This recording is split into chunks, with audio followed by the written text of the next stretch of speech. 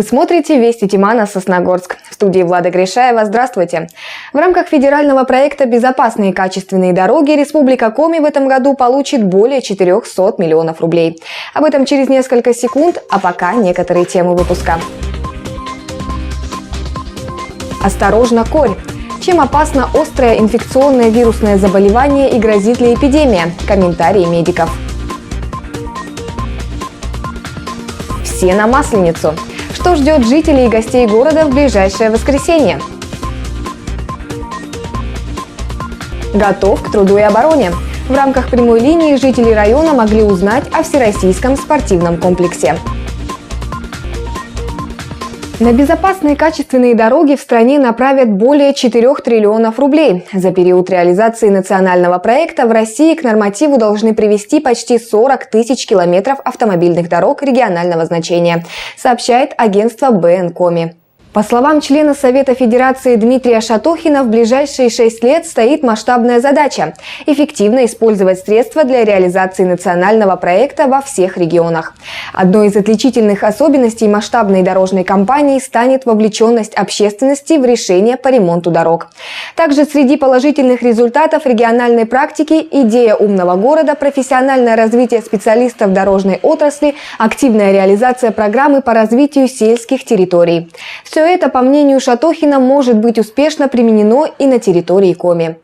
Добавим, наш регион включен в федеральный проект «Безопасные и качественные дороги», на реализацию которого в текущем году направят средства в объеме 441 миллиона рублей. В целом реализация нацпроекта будет проходить до 2024 года. Сосногорские полицейские расследуют уголовное дело по факту мошенничества. Как сообщает пресс-служба регионального МВД, в полицию обратилась местная жительница и сообщила, что пострадала от мошеннических действий, в результате которых лишилась крупной суммы денежных средств. Установлено, что потерпевшая заказала на сайте виртуального магазина робот-пылесос. После того, как потерпевшая оплатила покупку, переведя почти 20 тысяч рублей на счет продавца, ей пришел товарный чек, подтверждающий факт приобретения бытовой техники. Однако это не стало гарантией получения товара. Жительница Сосногорска, не дождавшись посылки с пылесосом, осознала, что стала жертвой мошенников и обратилась в полицию. Возбуждено уголовное дело по статье «Мошенничество», совершенное с причинением значительного ущерба гражданину.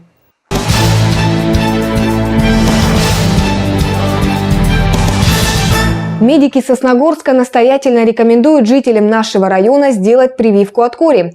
По данным Всемирной организации здравоохранения, эта болезнь относится к самым опасным инфекционным заболеваниям, которые существуют в мире. Несмотря на то, что корью чаще болеют дети, этот недуг могут подхватить и взрослые. Ситуация по кори сейчас очень серьезная, и касается она вообще всего мира. То есть в мире растет заболеваемость кори, особенно полыхает сейчас Европа, и наш самый ближний сосед – это Украина. В Европе даже те страны, которые продвинуты, включая Францию. То есть выезд сейчас за границу непривитых взрослых и детей, он чреват угрозой получения эпидемии на местах. Эта крайне заразная вирусная инфекция передается воздушно-капельным путем. Восприимчивость к ней чрезвычайно высокая. Первые симптомы появляются через 10-12 дней после заражения. Болезнь начинается с высокой температуры, насморка и кашля, слезящихся глаз. На внутренней стороне щек образуются серо-белые пятна. Через несколько дней у больных появляется сыпь в виде красно-коричневых пятен. Начинается она на лице и на голове, потом постепенно спускается ниже. Уже завозная корь у нас есть. И вы знаете, что с начала года есть 2 территории, где даже вспышка кори была и среди детей, и взрослых, и есть смертельные исходы. То есть корь – это очень серьезное заболевание. Более того, в 2018 году корь была и в Ухте, то есть рядом с нами. Чтобы избежать осложнений, а того хуже летального исхода, прививку в обязательном порядке стоит делать еще в малом возрасте. А что касается старшего поколения, то повторить ревакцинацию следует в возрасте 20-25 лет, так как это единственный и действенный способ защититься от вируса. Самое страшное – это то, что прослойка населения, которая привита, сейчас уже выросла, и выросли те, кто были отказниками. То есть вот эти 90-е годы, когда было модно отказываться от прививок, они сейчас выросли и являются взрослыми. Более того, сами являясь родителями, они продолжают вот эту вот жуткую традицию. Мало того, что никаких осложнений от этой прививки нету, прививка несложная. Целые поколения выросли сейчас непривитых детей, стали взрослыми, и теперь они не привиты ведь не только от кори, они не привиты от скарлатины, от полиомиелита и так далее. И ведь они тоже будут рожать. А это значит, что получается нет вообще той прослойки, которая остановила бы вообще любое из этих заболеваний. При достаточно близком контакте с человеком, уже заболевшим корью, заразиться может каждый, у кого отсутствует крепкий пожизненный иммунитет. Огромная просьба: придите и привейтесь, потому что это бесплатно, это не проблемно, это очень серьезно. Смертельные исходы есть и у детей, и у взрослых. И это та болезнь, которая не лечится ничем. То есть, если нет иммунитета, получить летальный смертельный исход очень большая вероятность. Елена Двожик, Евгений Юрин, Вести Тимана, Сосногорск. Более 11 тысяч человек в коме обратились с симптомами ОРВИ за медицинской помощью на прошлой неделе. Такие цифры приводит региональный Минздрав. Среди заболевших более половины – это дети в возрасте до 14 лет. Заболеваемость в целом по региону находится на уровне эпидемического порога. Превышение отмечается в Сыктывкаре, Ухте, Сыктывдинском, Усть-Куломском, Ижемском, Усть-Цилимском и Кайгородском районах.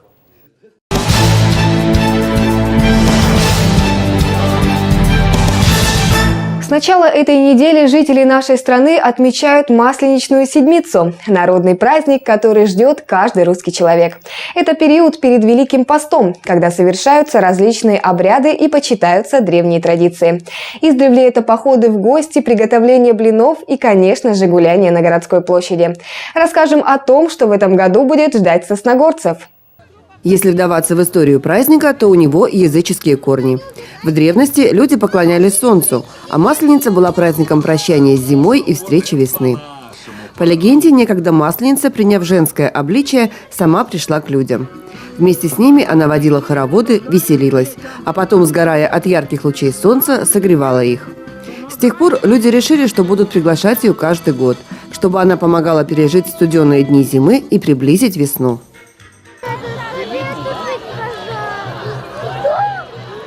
Сегодня Масленица – это веселое и задорное народное гуляние. Время, когда горожане все вместе собираются на площади и радуются наступлению весны. Ежегодно в Сосногорске на городской площади проходят массовые забавы, а также всевозможные представления. Праздник веселья, от всех бед спасения. Кто умеет веселиться, тот и горя не боится. Нам везде нужно поспеть и сплясать, и песни спеть. Съесть корзину пирогов, дать с 3 короба блинов. Пожалуй, самым главным состязанием среди народных забав по сей день остается поднятие гири. Кто поднимет больше всех, тот и выиграл. Обычно эти соревнования длятся долго, потому что никто не хочет уступать звание победителя. А самые сильные мужчины из года в год ставят для себя всевозможные рекорды. 27! Серега-то ведь старался! 20! Молодец! 28! Ну и куда же без звонких песен и зажигательных танцев? Творческие коллективы Сосногорска никогда не упускают возможности порадовать жителей и гостей нашего города яркими представлениями. Не нарушая традиции, Сосногорск и в этом году вновь распахнет свои двери для массового праздника. На площади имени Гагарина 10 марта развернется по-настоящему задорная Масленица. Театрализованный концерт, народные игры и забавы, выступления творческих коллективов, катание на лошадях. И все это для вас проведут очаровательные ведущие и их помощники-скоморохи. Помимо всего, на площади развернутся торговые ряды, где каждый желающий сможет приобрести горячий и вкусный символ праздника – блин. Считалось, что Масленичная неделя – уникальная возможность заложить позитивный настрой на весь год. Одним словом, повеселиться от души и не пропустить зрелищное гуляние. Не упустите и вы возможность провести выходной день на свежем воздухе в кругу друзей и близких. Живые и светлые эмоции будут ждать вас в это воскресенье на городской площади ровно в полдень. Елена Двожик, Вести Тимана, Сосногорск. Кстати, на этой неделе нас ждет не только Масленица. В пятницу женская половина страны будет отмечать главный весенний праздник. Уже завтра в городском доме культуры «Горизонт» для женщин Сосногорска концерт даст заслуженный артист Республики Коми Александр Балашов. На сцене ДК он представит концертную программу «Лики любви». Начало в 5 часов вечера. Вход свободный. А уже в сам праздник 8 марта на сцене «Горизонта» пройдет ежегодный районный конкурс «Две звезды». В этом году сражаться за титул лучшего дуэта Сосногорского района будет более 10 пар. Отметим, что на сцену в этот вечер выйдут дуэты, в составе которых один участник, у которого уже есть сценический опыт, а его партнер имеет далекую от сцены профессию. Начало в 15 часов. Вход платный. Активно готовится к празднованию самого женского праздника и Сосногорский дом детского творчества. В честь этого события для всех мам и бабушек сегодня, 6 марта, был организован концерт «Весенний букет», а также выставка творческих работ учащихся. В фойе поделки из бисера, глины, вязаные и валенные игрушки и даже образцы парикмахерского искусства. Выставка – это тоже результат работы наших деток, которые посвящают работы именно мамам. Хочу сказать, что работ было очень много, но многие дети не дождались этого мгновения, подарили работы бабушкам, мамы уже раньше. Вот. Это и художественное творчество, это прикладное творчество, и с подручного материала, это рисование, это даже лего-конструирование, это тоже результат работы, тоже подарок своим мамам, как достижение наших малышей, наших деток. В зале мамы и бабушки. На сцене учащиеся Дома детского творчества. Возраст самый разный – от 5 до 18 лет. Ребята исполняют танцы, поют песни и читают стихи.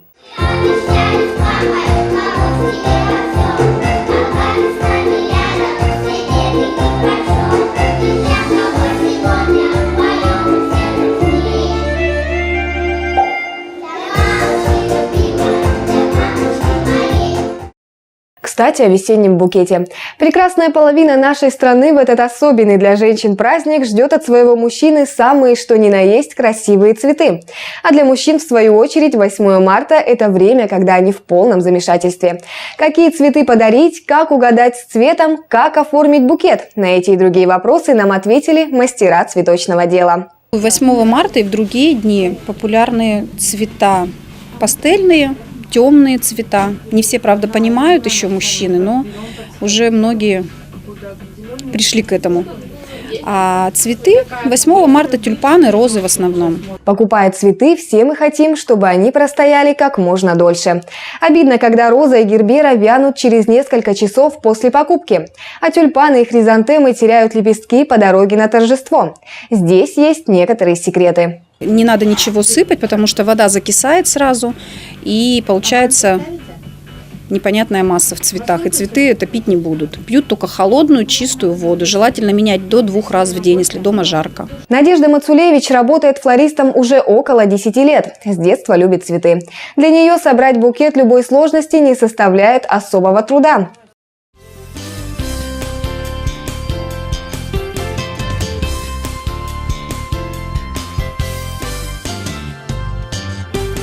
Цветочные магазины в праздничное время работают в усиленном режиме. Как рассказали нам сами флористы, иногда времени не хватает даже на сон и еду. По загруженности к 8 марта мы начинаем готовиться за 1,5 месяца до 8 марта, делаем заказ цветов. Многие у нас в городе Сосногорске этого не знают и думают, что привозят нам прямо с Голландии, наверное, прямыми поставками 8 числа утром. Это не так. Заказываем задолго. Привозят их за неделю где-то или дней за 5 до 8 марта. Ну и вся предпраздничная суета начинается дней за 6, наверное, до этого. Собираем букеты, готовим цветы, ставим их на воду, отпаиваем, чтобы они красивые в праздник у нас были. От того, как вы поздравите свою даму, подругу, маму, бабушку, сестру, будет зависеть ее настроение. Ни для кого не секрет, что женщин часто сравнивают с цветами. Наверное, потому что это нежные, хрупкие и милые создания. И мужчины спешат в очередной раз им это напомнить.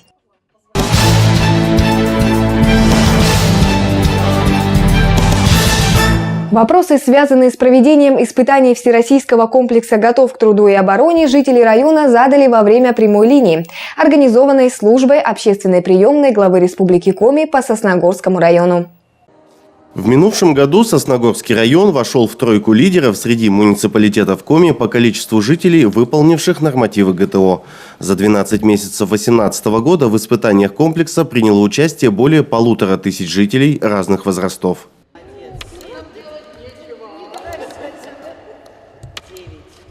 В целом было проведено 20 мероприятий, где любой желающий мог показать свою физическую подготовку. А по их результатам чуть более 1500 жителей были отмечены значками, из которых половина золотыми.